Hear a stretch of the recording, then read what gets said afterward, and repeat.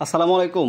আমি আজকে আপনাদের মাঝে একটি গুরুত্বপূর্ণ বিষয় উপস্থাপন করতেছি, যেটা একজন খামারি এবং একজন উদ্যোক্তা হিসেবে গবাদি পশু পালন সেক্টরে যারা জড়িত তাদের জন্য অনেক উপকার হবে। দেখেন, আমরা গবাদি পশুকে ঘাস দিই বা ঘাস দিতে পারি না।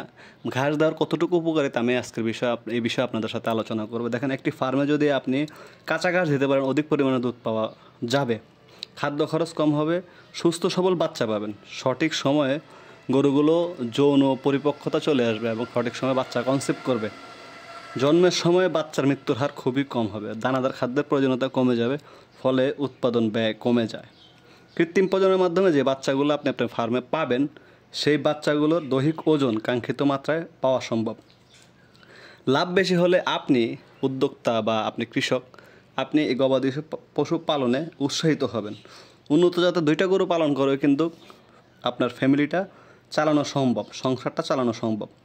সার্বিক ডেফিসিয়েন্সি একটা গরুর তার বডি মেটাবলিজম সিস্টেমকে প্রভাবিত করতে যে পরিমাণ শক্তির দরকার, সেটা কিন্তু কাঁচা ঘাস থেকে অনায়াসে আমরা পেয়ে যাব।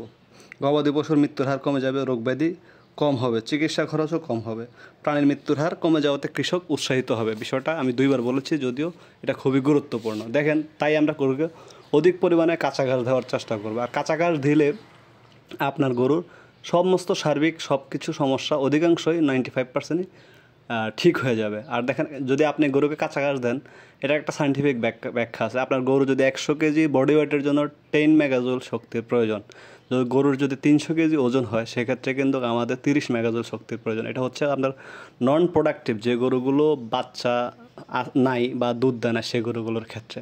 এখন যদি প্রোডাক্টিভ গাভী হয়, যেগুলো দুধ দিচ্ছে, ধরেন 10 লিটার দুধ হয়, তার জন্য আমাদের দরকার হচ্ছে প্রতি লিটার দুধের জন্য 5 মেগাজুল শক্তির দরকার।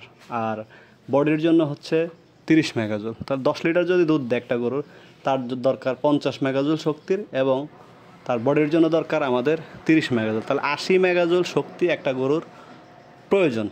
আর প্রতিদিন তার 80 মেগাজুল শক্তি তাকে আপনার বডিতে দিতে হবে। এখন কথা হচ্ছে, আমরা এই 80 মেগাজুল কীভাবে পাবো? যদি 1 কেজি স্ট্যান্ডার্ড দানাদার খাদ্যের 2 মেগাজুল শক্তি, আপনি যদি 2 বেলা হোক 3 বেলা হোক, যদি একটি গরুকে 25 কেজি দানাদার কাঁচা ঘাস দিতে পারেন, সেক্ষেত্রে সে কিন্তু 50 মেগাজুল শক্তি পেয়ে গেল। আর 30 মেগাজুল আপনি তাকে দানাদার খাদ্যের মাধ্যমে দিতে পারেন। এখন এই স্ট্যান্ডার্ড 1 কেজি দানাদার খাদ্যের মধ্যে 10 মেগাজুল শক্তি পাওয়া সম্ভব। 10 মেগাজুল শক্তি দিয়ে 3 কেজি বা 4 কেজি দানাদার খাদ্য দিয়ে তাকে আপনি 2 বেলায় গরুটা পালন করতে পারেন, সে আপনাকে 10 কেজি দুধ দেবে। তো আসলে কাঁচা ঘাস খুবই প্রয়োজনীয় গবাদি পশুর জন্য। সহজ সমীকরণের মাধ্যমে আমি আপনাদেরকে বোঝানোর চেষ্টা করলাম। তো অবশ্যই ভিডিওটি ভালো লাগলে সবাই মতামত জানাবেন এবং শেয়ার করে অন্যকে দেখার সুযোগ তৈরি করে দেবেন। কারণ কাঁচা ঘাস ছাড়া গবাদি পশু পালন সেক্টরে এসে একটা সময় মুখ ফিরিয়ে নেওয়া ছাড়া কোনো বিকল্প পথ থাকবে না। তো সবাই ভালো থাকবেন, সুস্থ থাকবেন। আসসালামু আলাইকুম রহমতুল্লাহ।